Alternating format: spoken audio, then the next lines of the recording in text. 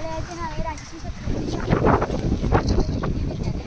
आता आपण हे उभारलं इथं मेडिकल स्टुडंट्सचे गर्ल्स हॉस्टेल होणार आहे.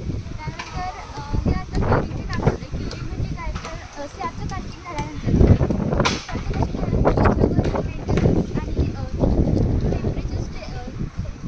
मेंटेनन्स आणि टेम्परेचर ठेवण्यासाठी जे करतो या प्रोसेस आपण कोरिंगला म्हणतात.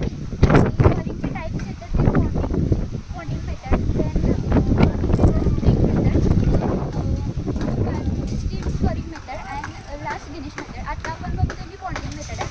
बॉन्डिंग मेथड म्हणजे काय तर स्लॅबचं कास्टिंग झाल्यानंतर त्याच्या बाजूला आळा घालतात. आळा म्हणजे सिमेंट असं आपण एका बाजूला तटबंदी लावतो आणि त्या तटबंदीच्या आत वॉटर स्टोरेज करू शकतो. वॉटर स्टोरेज करून का ठेवावं तर त्याची स्ट्रेंथ अचीव करण्यासाठी आणि त्याचं टेम्परेचर मेंटेन करण्यासाठी आपण हे करतो आणि याचा उपयोग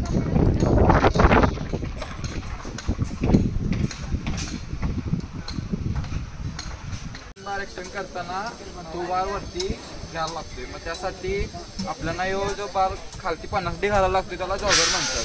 जो आपण वरती बार लावतो त्याला जॉगर म्हणतात. आपल्याला नवीन बार एक्सटेंड करताना ह्याला बार जॉगर करायला लागतो. त्यासाठी